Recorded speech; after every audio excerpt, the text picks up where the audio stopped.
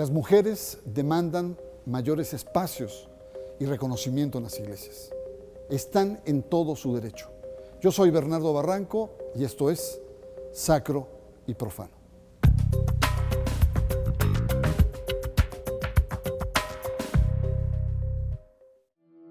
Estudios históricos y antropológicos han mostrado que las primeras representaciones de Dios en las antiguas sociedades arcaicas fueron imágenes femeninas. La mujer representaba la tierra, la fertilidad y la fecundidad, indispensables para la supervivencia de las frágiles comunidades. Todo esto fue cambiando con el paso del tiempo en la medida que las sociedades fueron dominadas por los hombres. En la actualidad, en las instituciones religiosas, generalmente las mujeres se sienten discriminadas, olvidadas e invisibilizadas. Un análisis crítico obliga a los matices. Sin embargo, es un hecho que las religiones han ejercido y siguen ejerciendo una función que relega a la mujer y legitima el orden establecido. Paradójicamente, las mujeres son la mayoría de los creyentes y las más fieles seguidoras de los preceptos religiosos.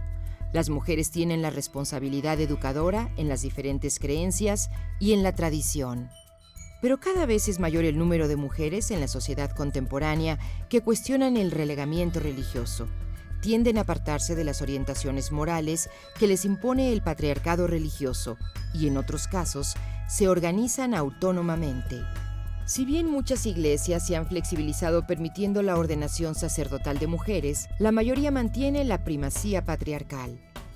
Muchas mujeres se han revelado y ha surgido en todas las religiones una nueva forma de pensar y de reformular las creencias y las prácticas religiosas, proceso que los especialistas llaman la teología feminista.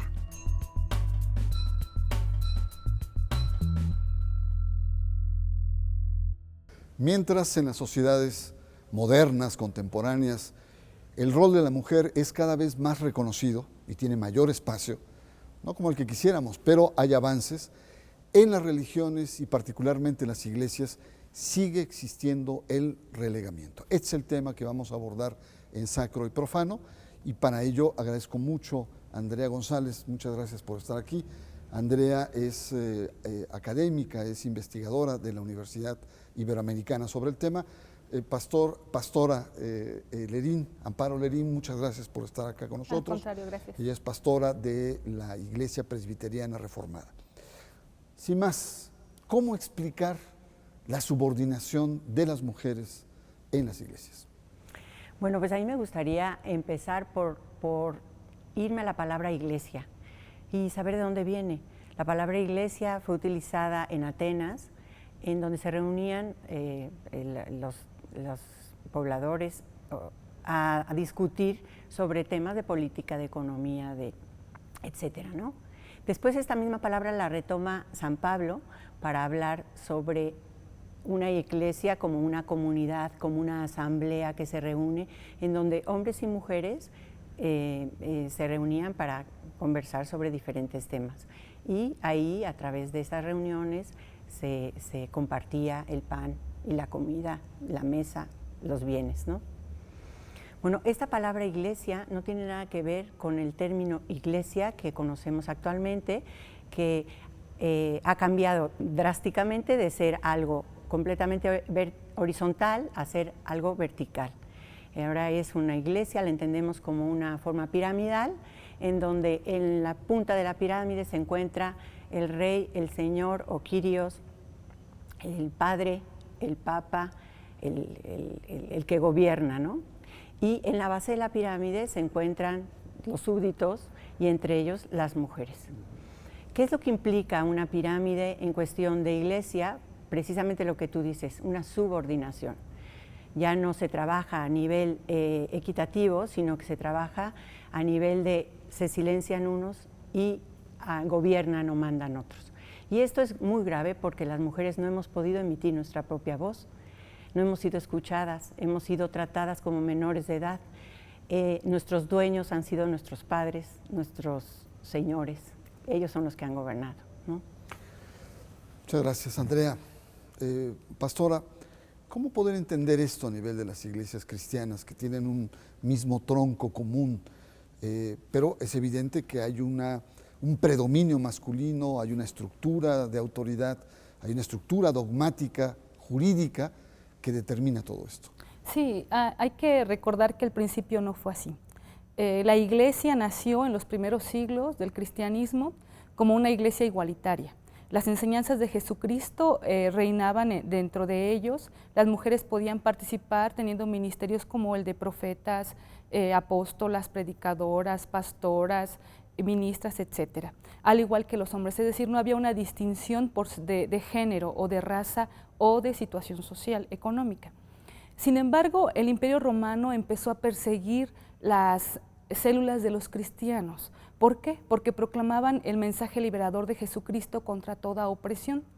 Y esto el Imperio Romano lo veía como algo subversivo, como una amenaza para su imperio. Entonces empezó a perseguir, prohibió las células en las casas, persiguió a los cristianos y orilló a la iglesia a institucionalizarse. La iglesia optó por institucionalizarse aún a pesar de ir en contra de las enseñanzas de Jesucristo de igualdad.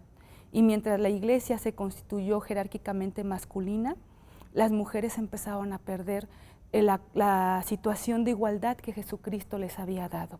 Entonces la iglesia pierde toda noción de igualdad, de equidad de género, las mujeres ya no tienen acceso al púlpito, ya no pueden celebrar los sacramentos, y es así como después de muchos años la situación de las iglesias, la situación de las mujeres dentro de la iglesia vino a ser de subordinación.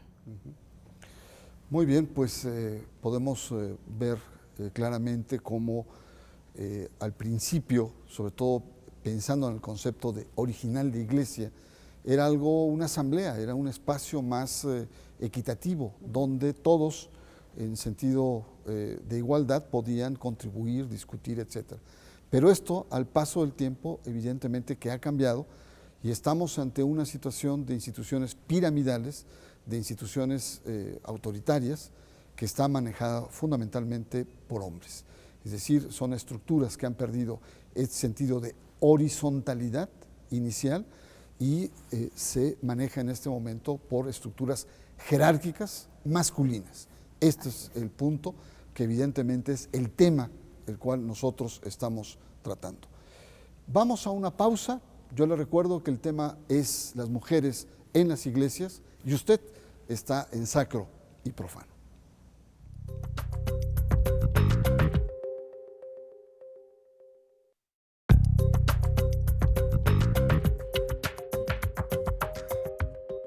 La mujer en las iglesias.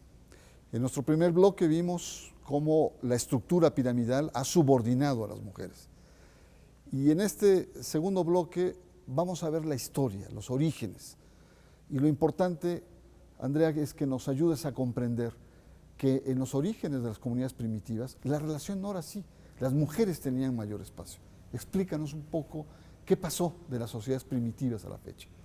Bueno, los estudiosos y estudiosas nos dicen que estas comunidades o este inicio de los primeros pobladores se les llamaba época matrística o de la diosa madre, ¿no? O matriarcal.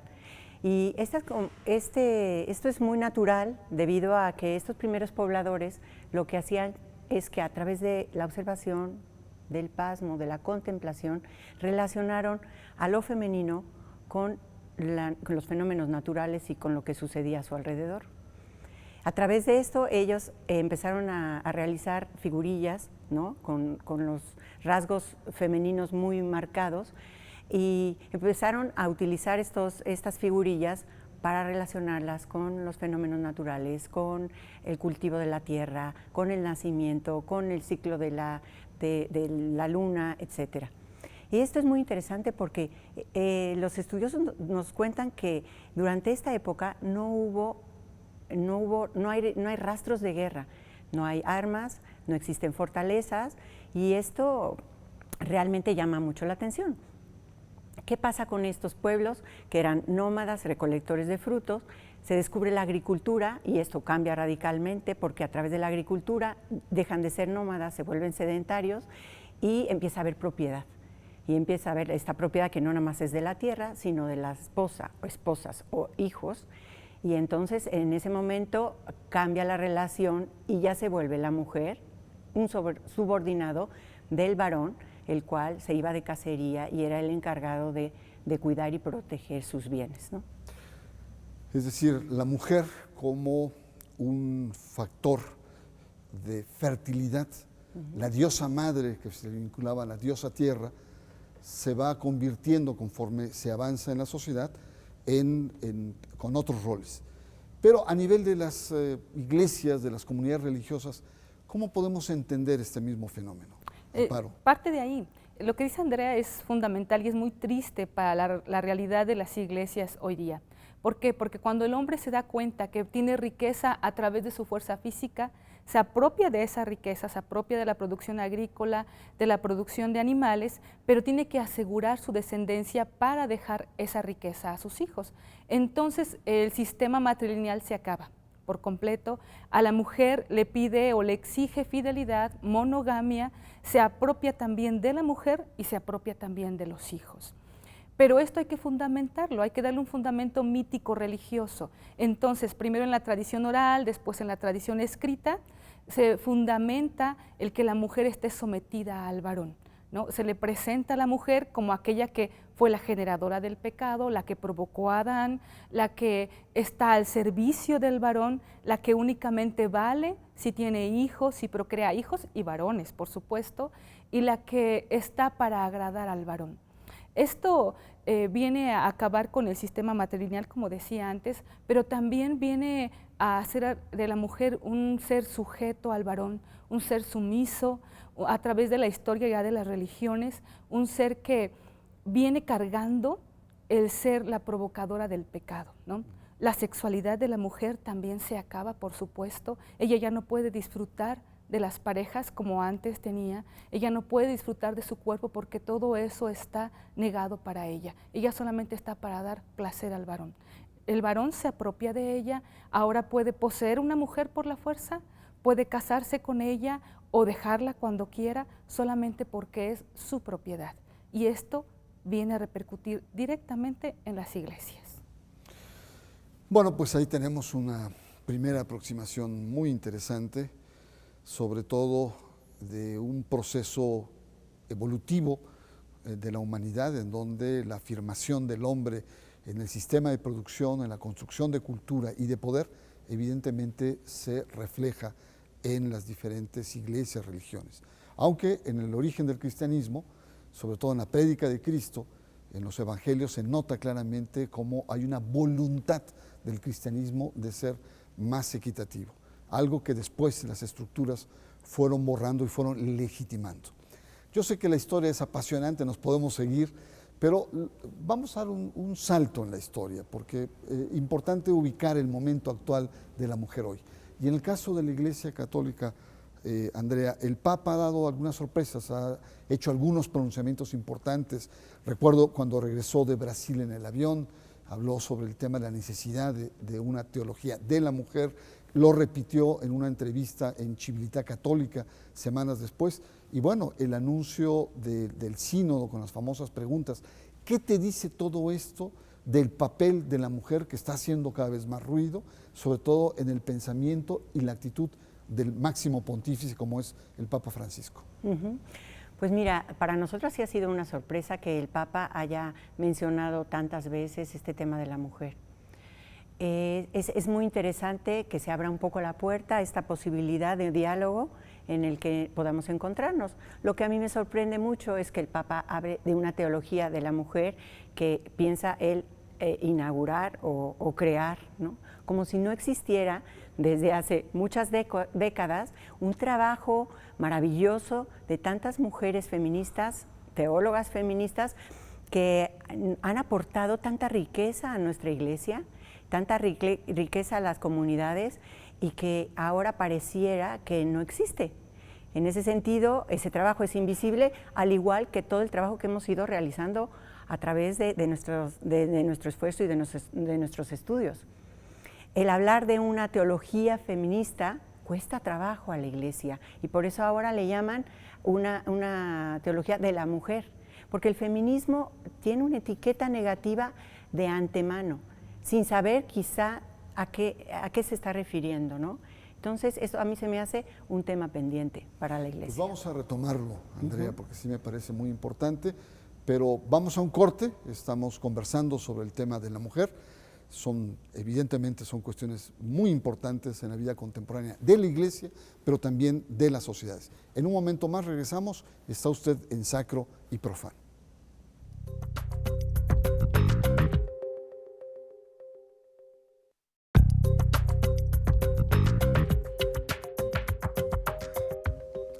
Si bien en la Iglesia Católica empieza a haber un poco de ruido en torno al tema de la mujer, con el Papa, en otras iglesias ha habido avances importantes, pero también hay retrocesos.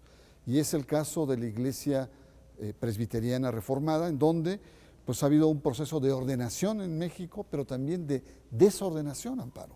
Explícanos qué está pasando en tu iglesia. Sí, Bernardo. En 1985 empezaron a ordenarse mujeres como líderes. Nosotras le llamamos ancianas de iglesia y diaconisas. Y esto fue un gran avance, como bien lo mencionas.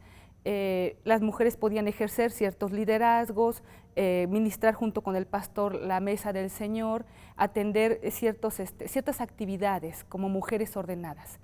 Pero en el 2010 y 2011 se reúnen a nivel nacional los varones, la cúpula eclesial masculina, por supuesto, pero estos varones ya con una influencia muy fundamentalista, muy retrógrada, acuerdan desordenar a las mujeres que ya se habían ordenado. Entonces es un retroceso, es un hecho vergonzoso, bochornoso para nuestra iglesia, para la iglesia presbiteriana. ¿Qué hacemos nosotras como mujeres? Dijimos, no estamos de acuerdo. ¿Cómo puedes desordenar a alguien a quien has ordenado en nombre de la Trinidad? ¿Dónde en tus libros de liturgia, en tus manuales, donde dice cómo se hace eso? Ni siquiera ellos lo tenían fundamentado.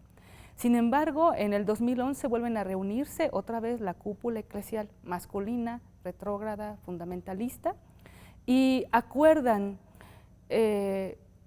sus acuerdos son realmente vergonzosos, ridículos.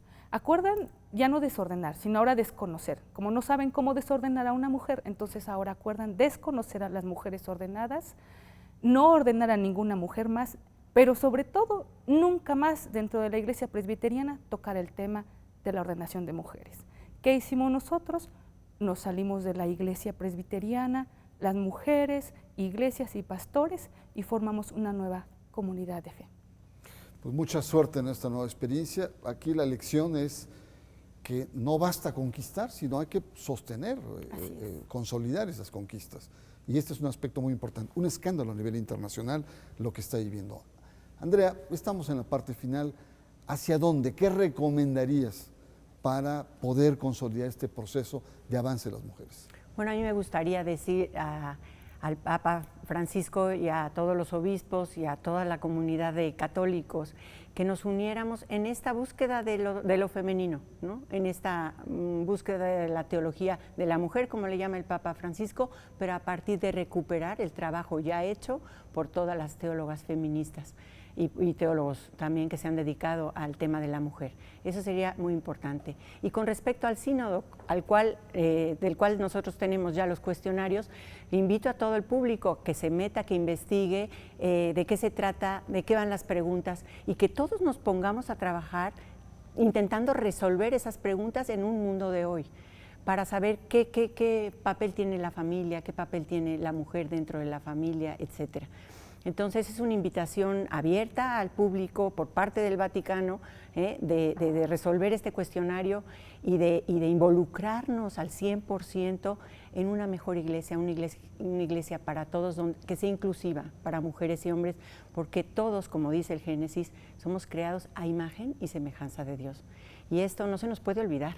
No podemos pensar que hay unos privilegiados y unos subordinados, sino que todos nacimos de la misma gracia de Dios, y que todos creados a su imagen y semejanza tenemos voz, y que esa voz debe ser escuchada. Entonces, en el momento en el que se realiza el sínodo, sería maravilloso que estuvieran presentes las mujeres, porque las mujeres somos las que formamos esas familias junto con los varones. Y cómo es posible que se reúnan obispos nada más que ni siquiera están casados. Entonces, la familia la conformamos los laicos y esos laicos tenemos que estar presentes en el sínodo y tenemos que levantar nuestra voz y opinar sobre lo que nos corresponde. Eso sería. Andrea González, muchas gracias. Vamos a seguir tus investigaciones y el sínodo sobre familia, que va a ser muy importante. Pastora Lerín, tus últimos comentarios, tus últimos apuntes. Bueno, que las mujeres estamos trabajando, como me comentaba una amiga hace poco, ¿creen que las mujeres estamos dentro de la iglesia haciendo rompope? Pues por supuesto que no. Estamos trabajando, estamos uniéndonos en redes ecuménicas para fortalecer nuestros ministerios, para enriquecernos y para acompañar a las mujeres en vulnerabilidad. ¿Qué más estamos haciendo? Estamos acompañando a las mujeres víctimas de violencia, pero también estamos trabajando para prevenir la violencia. No queremos ni un niño más, ni una niña más, ni una mujer más violada, golpeada, violentada en su persona psicológicamente o físicamente. Estamos trabajando también para que la igualdad y la equidad siga siendo una realidad en las iglesias que estamos formando, siga habiendo un estudio serio de la teología, pero desde la perspectiva de género, que no se nos olvide esto, para no volver a caer en los vicios de la iglesia de la cual salimos. Estamos trabajando también para que las mismas mujeres cobren conciencia, como dijo alguna vez nuestra amiga pastora Rebeca Montemayor, si las mujeres no resucitan, vana es nuestra esperanza. La esperanza de las iglesias está en las mujeres, quienes ocupamos el mayor porcentaje de población. Entonces, las mujeres necesitamos actuar, trabajar y seguir sosteniéndonos juntas, unidas. Entonces, nosotras no estamos cerradas como Iglesia Presbiteriana Reformada a hacer una sola fe, estamos abiertas a enriquecernos con los ministerios de otras mujeres. Pastor Amparo Lerín, pues muchas gracias por tus comentarios, por participar aquí en esta emisión. Y bueno, no queda para mí una conclusión más que obvia. Si las iglesias cristianas, católica y diferentes denominaciones evangélicas no retoman con mucha fuerza el tema de la mujer en el siglo XXI, la verdad que van a pagar enormes consecuencias, porque son las mujeres las que son las portadoras, las verdaderas pilares de la fe y de los sentimientos religiosos y de las creencias, son las que transmiten. Así es que yo creo que hay mucho que hacer. Evidentemente hay aristas y aspectos muy importantes porque el futuro de las iglesias pasa hoy por las mujeres. Yo le agradezco mucho su presencia y nos encontramos en la próxima emisión de Sacro y Profano.